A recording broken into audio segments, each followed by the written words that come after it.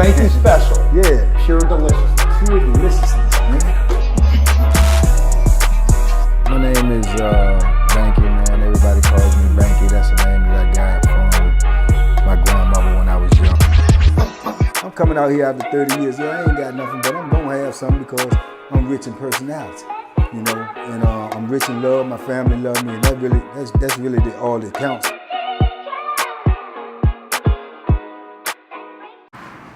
Shout out to everybody out there on Team Banky Pound, man. I appreciate the love. I appreciate the support. Boom, boom, boom, boom. We out here. 33 years of prison stories. Don't stop, can't stop, won't stop. Big love, man. Big love to TBP, man. I watched the Vlad interview. I read the comments more or less because I ain't need to watch it. I was the one who was doing it. So, but I read the comments, man, and I seen TBP represented in there, man. You know, it just warmed my heart. So I want to send all my love to y'all. If you haven't watched it, go watch it. I think up to date right now, they're at the third clip I've seen came out today. So big shout out to Vlad, man, for you know, giving me the opportunity. So you know, I appreciate that, man, and y'all go check it out. This video right here comes from a comment, man. It comes from a comment somebody asked me in the comments, because I told y'all I read the comments, you know. So somebody asked me about church and prison, man, you know, so I wanted to speak on it, you know, because the dude made a comment and it made me think, you know, and it was like, he was more or less like, people out here really don't know if they got church in prison, and if they do got church in prison, how is it? Well, I can assure you they do have it in prison, man. They do have church in prison. In fact, church is big in prison, you know, especially with the Christians, you know what I'm saying? The Christians can, they got some power in there, man, because I would say it's more Christians in there than any other religious group, you know, to the best of my knowledge. You know, behind them probably the Muslims. You got you know, other groups in there as well. You got dudes this you know, 5%ers. You got dudes this Buddhist. You got dudes this Rastafarian. You got dudes this Jewish. You got dudes, and you got this dudes. It's called, they made this joint up not long ago, right before I left prison, a couple of years before I did, man. They fought for it and got it, you know, agreed, or I don't know how they did it as a religious, something like, it's called Asatru or Asatroy or something like that. But to be honest with you, man, just being honest, not being biased, it's a racist group. It's more or less the group for the you know, the white supremacists, you know, and they fought for it and they got it. It was a dangerous group to attend, because, you know, if dudes see you going to it, then they assume that you know, a white supremacist. So, you know, you in prison, and you know, most prisons out here is 90%, if not more, black or brown. So it ain't a good thing to announce that that's how you feel. But they got the group going, man. And I mean, even if it is, I think you got to have like 10 people or more to be qualified to get a religious group. And if they had 10, it won't too many more than that, you know what I'm saying, from the compounds that I was on. But they did get it classified as a religion, and you know, so whatever they did to get it done, you know, shout out to them, because they got it done. But for the most part, man, Christianity is the biggest religious in prison. And they have church, man. They have church on for the Christians, man, like once, sometime on some camps, twice a week, you know. And you know, they even have groups to come in, man, you know, religious groups to come in, and they you know, preach the sermon, they show videos, they talk to you, man.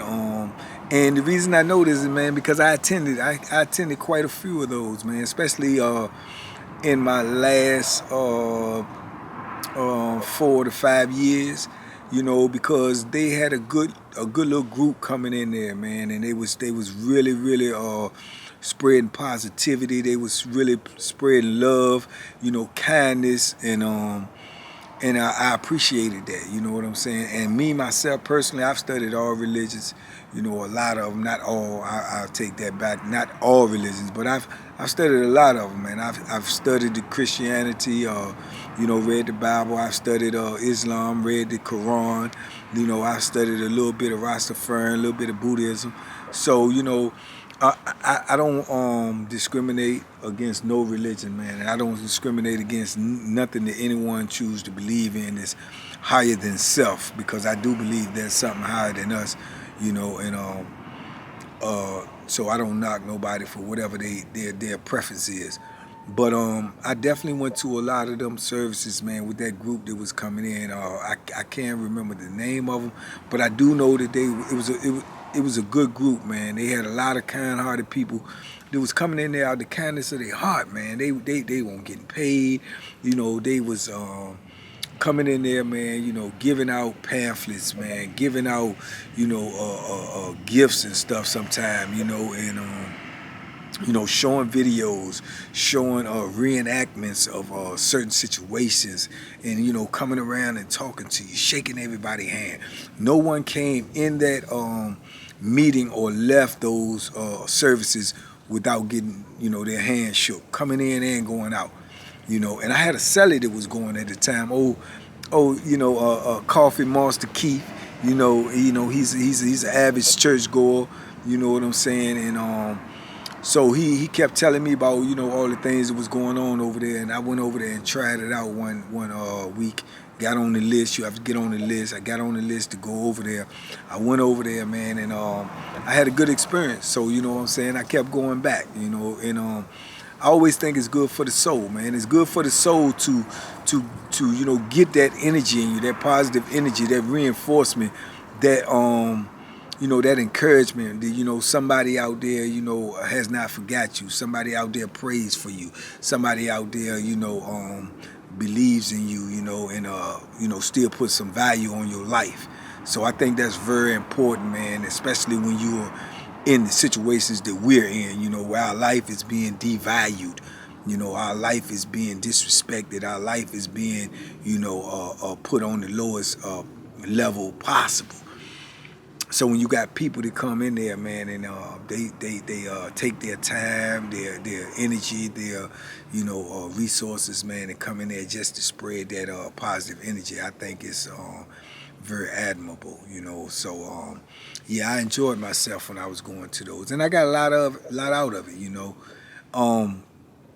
You know, and like I said, they got the Muslims in there. You know, you got the Nation of Islams, you got the Sunnis. You know, those are two different Islam groups. You know, then you got the 5%ers. You know, so you know, 5%ers of gods in the earth. You know, peace to the gods. You know, those who know what I'm saying. But, you know, and like I said, I've been on a lot of institutions with the Muslims, man, and they have Jumu'ah, you know, meetings, you know, once or twice a week as well. The 5%ers, you know, they had to fight to get them a date that they can go meet and, you know, congregate or whatnot, but they got it done as well. So shout out to them. You know, then you got you got the Moor Science Temple. You know, you got the Sunnis. It's so many different Islam groups, but I would say the biggest is probably the Nation of Islam. You know, shout out to Bro Willie. You know, and I knew a lot of good Nation of Islam dudes, man. A lot of good Muslim brothers, and for the most part, most of them Muslim brothers that's in prison, man, they are, I mean, truly that I know of, that's sincere about what they're doing. Those dudes are, man, some of the most disciplined brothers that you can run into anywhere on the planet, man, because they got certain rules and regulations that they got to follow, and certain things that they don't do. I mean, you know, you might see a dude that's in the Nation of Islam. You know, he might want to play basketball. He might want to go to the weight pal and work out. He might want to jog. You know, they got a dress code. You know, so all of them dudes got to do that, man, and you know, state blues and button all the way up to the top, state shirts and stuff like that, man, and they state boots on, because they got to be in uniform at all times. And You know, that's a certain type of discipline, man. You know, they don't cuss, you know, they don't drink, they don't smoke, they don't, you know, do any of that type of stuff like that, man. You know, so they are definitely in touch with the higher self, man, and they practice that, man. That's a part of their daily regimen, you know. And if known that you are out of pocket, man, and not doing what you're supposed to do, and you claiming that, then you most definitely gonna have some problems if the head dude find out, which is called the imam, and they have an imam on every institution, and he would be the head dude of you know, the religious group, you know, Islam group, the Nation of Islam, the Sunnis, any one of them groups. You gonna have an imam, you gonna have a leader. You know, I don't think that they got that in Christianity. Don't know if they got it in the 5%ers. I know they probably go by the highest ranking dude, you know, and they very in tune as well. You know, they base their a lot of their information is based upon, intel. They do a lot of reading, they do a lot of studying. They definitely know a lot of facts. They probably, no, not probably. They definitely can tell you how many miles it is to the moon, to the stars, this, that, and the third. They got a lot of information, man. They do a lot of reading. So, like I said, over the years, I have conversed with many of these dudes. I've had many of these dudes of all these different religions as friends, associates, or whatnot. And, like I say, for the most part, I got along with all of them, And, the Christians, man, I've known a lot of dudes, man, that came in prison, man, and, when I met them, they was gangsters, you know what I'm saying? I mean, real life gangsters on the street from their reputation, but in prison, man, you're going to go through so much, man. You're going to be faced with so many obstacles, so many, barriers and stuff, man, and, life look bleak, man. Life going to look bleak a whole lot in prison, man, and, you're away from your family. Sometimes your family abandon you. A lot of times your girl going to abandon you. Friends going to abandon you, and it'll put you in a dark place, man. It'll put you in a real dark place, and when you're in a dark place, man, you reach out for something else, and a lot of dudes, they reach out, to whatever they believe in. Be it Christianity, be it Islam, be it, whatever it may be. They reach out to that, man. And a lot of dudes are sincere. A lot of dudes use it as cover. A lot of dudes use it as protection, And, who's to say, who's to say, or to question one man's belief or one man's religion, So I never really got into that. And, I may have had opinions about who I thought did what and why they did it, but I kept it to myself, But I do know that a lot of dudes take it real serious, man. I told y'all about the celly that I had named Cook. I was in receiving with Cook. I was in different prisons with Cook, and then I ran into Cook later on in my bit, like at Augusta and stuff like that, man. And Cook was straight Christian, man. He stopped cussing, he stopped drinking, he didn't smoke, he read the Bible every night, he went to church every week, and he was a real good dude, you know what I'm saying? And that's just the epiphany that he had, that's what he wanted to do. He wanted to give his life to God, and he was a young cat, you know what I'm saying? As a matter of fact, at the time, I was a young cat, and me and Cook was probably about the same age, you know what I'm saying?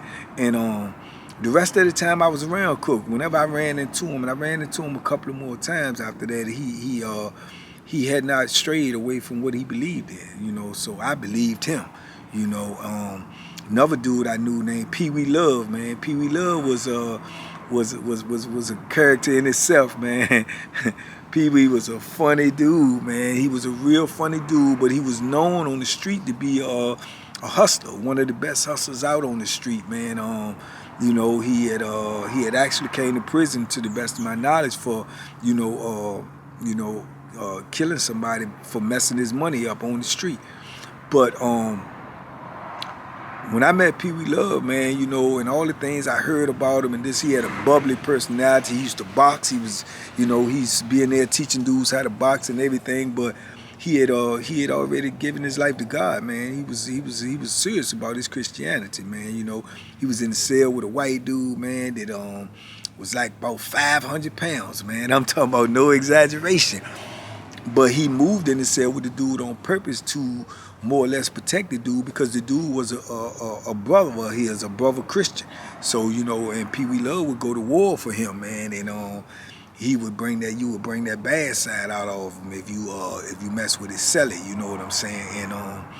And Pee Wee was a good dude, man. He was real funny, man. He was just one of them dudes that you knew. You could see the gangster in him. You could see that fire in him. You know, he get hyped up and stuff, and he won't cuss and stuff. He said, boy, back in my day, boy, I'd have put it on your hand pots, boy. Boy, you better ask him about me, man. I'm telling you, boy. You know, he was one of them type of dudes, but I was around him a couple of times on different institutions. Same thing, he never wavered. He was always still in his thing. He didn't cuss, he didn't drink, he didn't smoke. He did all of that before he came to prison, in abundance. But, you know, he had found what he wanted to do, man, and God was it for him, you know, and he was a solid, good dude, man. And one of the dudes you could be around if you're in a bad mood, man. Pee Wee Love will lift you up, man. I guess that's why he started calling himself Pee Wee Love. You know, it was Pee Wee, but then it was AKA Pee Wee Love, so everyone called him Pee Wee Love, man. Shout out to Pee Wee Love, man. I hope he got his liberation, man. But yeah, good dude, man. And I ran into tons of them types of dudes, man, throughout my bit, man. I so many I can't even remember. Yeah, it would be hard for me to remember all the dudes that I ran into, man. They just was good dudes, Christian dudes, man, black dudes, you know, white dudes, Asian dudes, you know, Puerto Rican dudes, you know, because like I say, man, you're in a position where you need, you need that belief, man, that things gonna be all right. Because if you just go by your surroundings, if you just go by what's around you and what's going on around you, you know, you can tend to lose hope. You know what I'm saying? And prison ain't a place for you to lose hope. A lot of dudes did. A lot of dudes, you know, ended up, you know, taking their own life because the road ahead of them was so long and so hard that they just, you know, checked in, man. Whereas they felt like they couldn't do it. You know, and I never judge anyone for that as well, because you never know, you know, what a man can endure. Only he knows that. You know what I'm saying? But yeah, man, I met a lot of dudes, and I've met a ton of good Muslims, man, a ton of good dudes. You know, from Sunni Muslim to Nation of Islam, you know, to what's the other one? There's another one, man. You know, I'm talking there, so I'm forgetting, but I can't count. I cannot count them, man. And I'm talking about upright dudes, man, like Bro Willie, man. Bro Willie was the same from the day one that I met him till even right now on the street. You know, he out here, he's doing community service work. He's trying to help dudes get out. He's an advocate. He goes on, Zoom meetings with the parole board and advocate for dudes that's trying to get their liberation. You know, he started a clothing line out here. He came out here. He found his queen. He got married. I mean, you know, he's just an all-around good dude, man. But at the same time, he's not a dude to be trifled with. He's not a dude to be played with, you know, by no means. And everyone in prison knew that. You know, he was a serious dude when it was time to be serious. But other than that, he was always the dude that's going to try to break up an altercation. He was always the dude that was going to try to talk you down from doing something foolish. He was always the type of dude that was going to bring you some positivity, you know what I'm saying?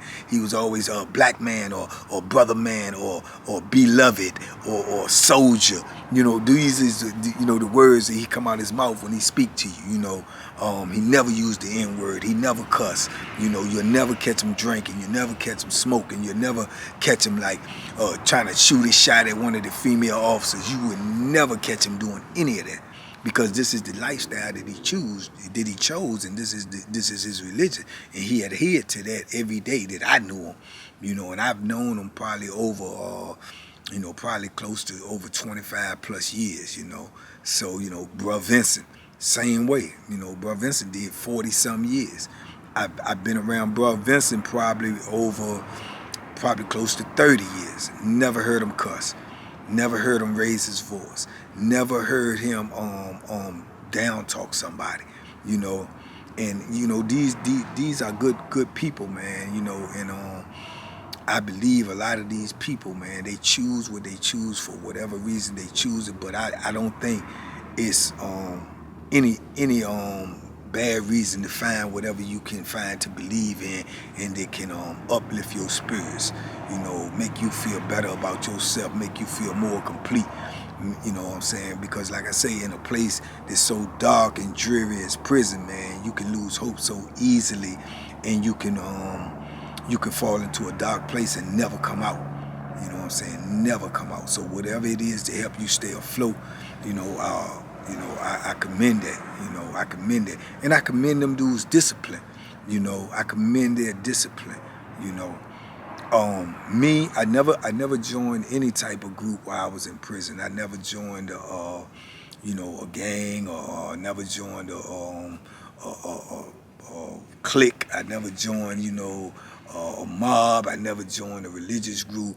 I attended several different religious groups, but I did it for my own self-study. I did it for my own, you know, reasons. I never claim to be this, that, or the third. You know, I had my own beliefs, and you know, I also personally believe everybody's religious beliefs are their own. If they choose to share them, then they do. But I never asked a dude about religion.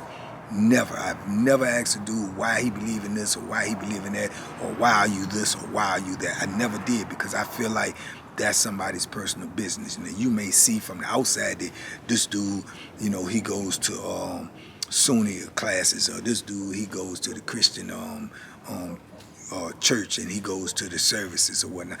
But you know, you can assume, but you never really know why or what's in it. And I never asked, because I feel like it's not my business, you know. And as I told y'all before, there's a lot of chatter in prison, man. A lot of dudes talk a lot, man, but there's certain things that's understood that you don't ask. You don't be asking the dude about their crime. You don't be asking them, you know, what they in there for. You don't be asking them about religion, you know, because I found that all of the above, you know, can get you, you know, in a situation, you know what I'm saying? Because dudes want to know what you want to know that information for.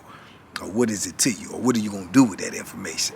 So I never asked those type of questions, man. I always respected people for whatever they did, and I appreciate it if they respect me.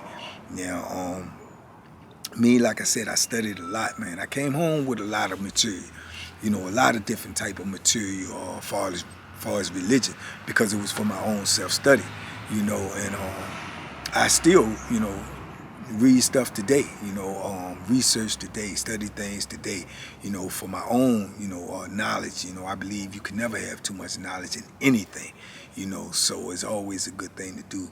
And yeah, man, but religious people in prison are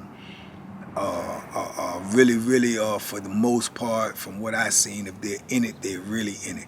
Yeah, of course, you know, there's always exceptions to the rules. I've seen some dudes that claim to be this and claim to be that, and then you see them in their day-to-day walk of life in the block and stuff, and you know, when there are other people ain't around, they, you know, they sneak around and smoke weed if weed on the compound.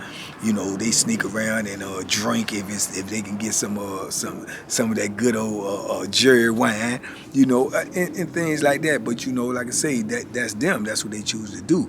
But for the most part, if you see a dude that he's really into his walk, you know, then that's what he into, and you ain't gonna catch him doing none of that type of stuff. Those are the dudes that people usually look at like, yeah, he in it for protection, or yeah, he only in it when it benefits him, or you know, that type of stuff. You know, like I told you, I was in the cell with that, you know, my worst cellie ever.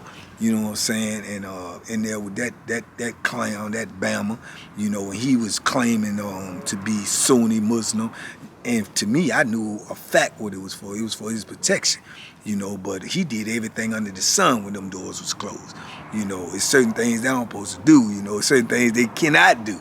And he did it all, you know, gamble, look at the freak magazines, eat pork, eat during Ramadans. They have a Ramadans with the Muslims, man, where they don't eat for 30 days, man. They fast and they don't eat till the sun come up until after the sun go down, and they do that for 30 days as a part of their religion.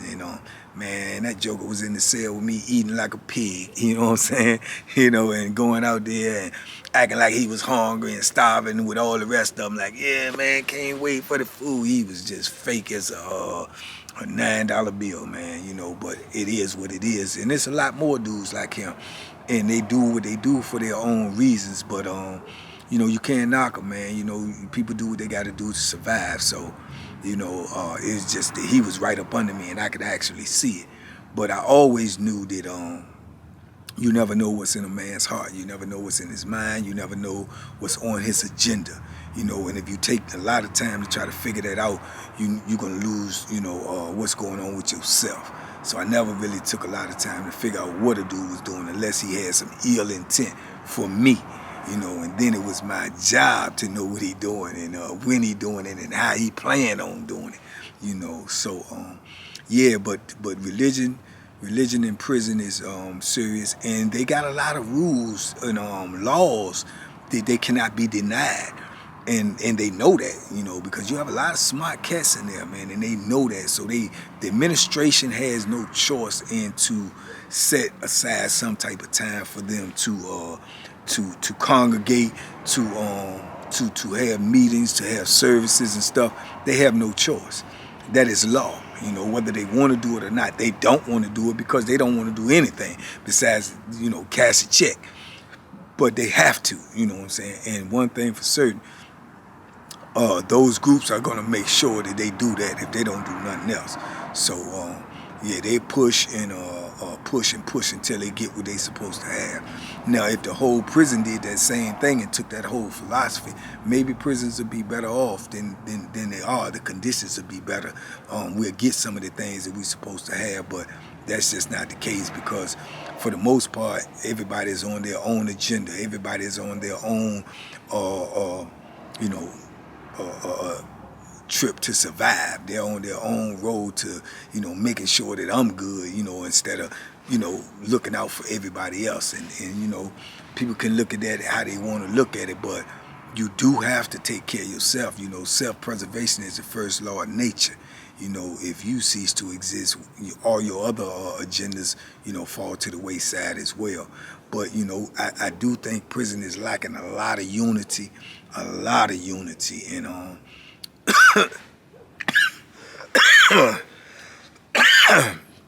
so much so that it made me choke.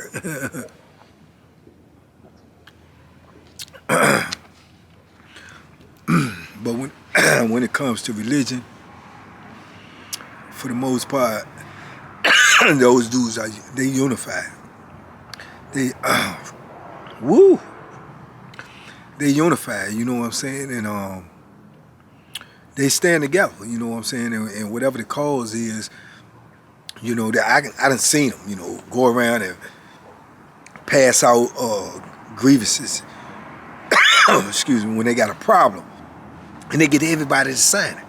And them dudes are signing, you know what I'm saying? They'll sign it, they'll turn it in, they'll put their name on it. They're not afraid of repercussion, And, that's unity, man. And that's what get things done, you know what I'm saying? One voice, make a lot of noise, especially when you're in prison. One voice make a lot of noise. They ain't going to do nothing but silence you. They going to crucify you. They going to, hem you up, give you some old bogus, trumped up charges, and say you inciting a riot, you trying to cause problems, or you threat to the orderly operation of the institution. Boom, lock you up, ship you out. Problem solved. But when you got groups and groups of people and tons and tens and 15s and 20s and 30s and hundreds of people saying the same thing, and you try to, put that type of punishment on all them other people, then the spotlight gonna be turned on you. It's like, why are you doing this? So it always get things done, man, when you move in a unit, and the religious people in there, man, move in a unit, whatever religious they are, they move in a unit, man, and the Moors. I forgot, you know, that's the religious groups that I was trying to remember, the Moors, man. You know, you have 3 different type of Islam groups that I know of that's real big in prison. You have the Moors, you have the Sunnis, and you have the Nation of Islam. And the Nation of Islam, for y'all who don't know, those are the ones that follow the Honorable Elijah Muhammad, you know. So that is usually the largest group, and they are usually no nonsense. You know what I'm saying? No nonsense. You know, with their own as well as everybody else, and the administration usually respects them, especially depending upon the imam that's on that institution at that time.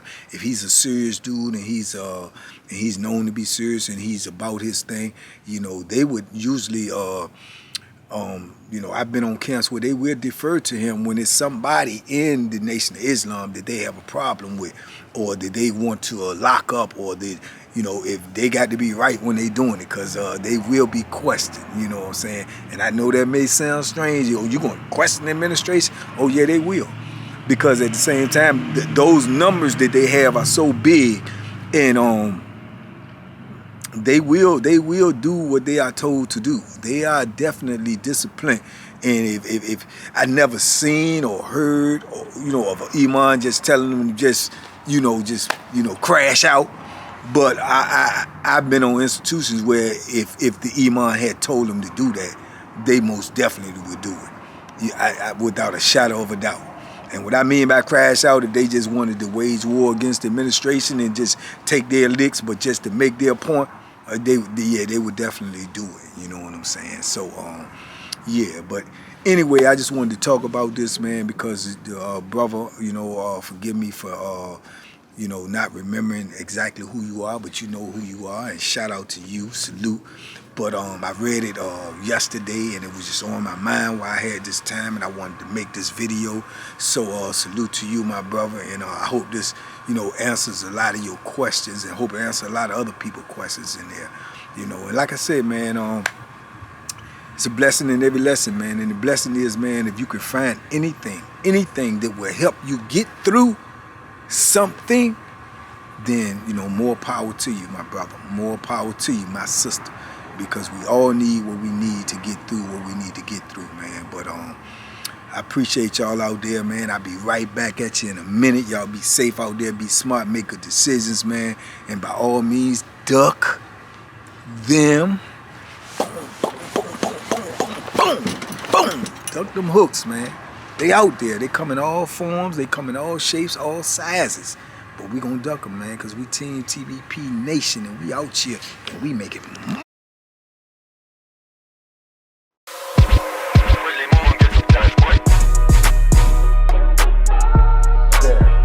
The Banky special. Yeah. Pure deliciousness. Pure deliciousness, man.